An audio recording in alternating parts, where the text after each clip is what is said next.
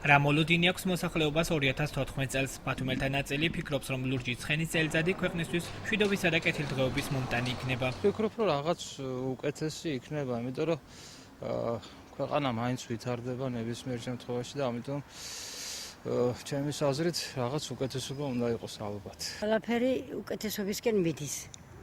მე უფრო იმედები მაქვს. ჩვენ საქმიანობაში დაუშვათ სანტასუფთავებაში, დაუშვათ საზოგადოებრივ საქმიანობაში, მე მგონი მივახცევთ მიზნებს, წარმატებებს, იმედი მაქვს.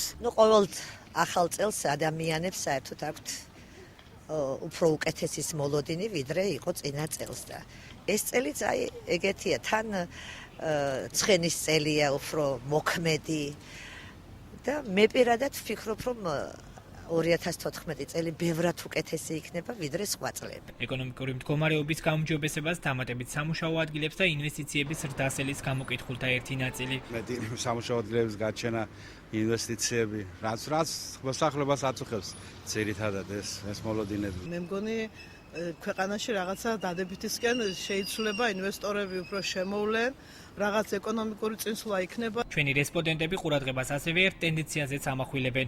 მათი განმარტებით ქვეყანაში ახალი ხელისუფლების პირობებში სამართლიანობამ და სიმშვიდემ დაესადგურა, რაც სამომავლოდაც გაგრძელდება. თუმცა მოქალაქეები 2014 წელს საკადრო პოლიტიკის გადახერვის სულისას გამოთქვამენ. იმედი მაქვს მე ბატონ ბიძინა ივანიშვილის დანიშნული და შერჩეული კადრებისგან, მაგრამ არიან ზოგიერთი ნარჩენები, იმ მთავრობიდან ნარჩენები, რომლებიც ამ მთავრობასაც ხელს უშლიან და საქართველოს ქართველი ერის მომავალი კეთილ ცხოვრებასაც ხელს უშლიან. ქვეყანაში დაისაუთრა მშვიდობამ.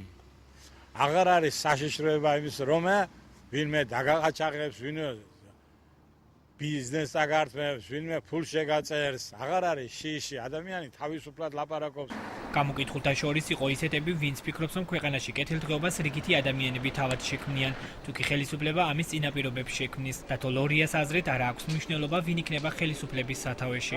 2014 წელი იქნება შესანიშნავი წელიწადი საქართველოსთვის, ქართველებისათვის. უკეთესობა ადამიანებმა უნდა შექმნან თვითონ უკეთესობა. არ შეიძლება რომ უკეთესობა ელოდონ მთავრობისაგან. განვითარება მინდა საქართველოს რომ იყოს ყველა ბედნიერი მშვიდობიან ქვეყანაში ცხოვრონ და ჩვენი მთავრობა ხალხის და სიკეთისკენ იყოს. მაცნემ დღეს მოქალაქეები ქალაქის რამდენიმე ქუჩაზე გამოკითხა.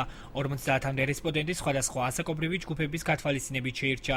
გამოკითხულთა უმრავლესობა ფიქრობს, რომ ქვეყანაში არსებული მდგომარეობა მეტნაკლებად უკეთესობისკენ შეიცვლება.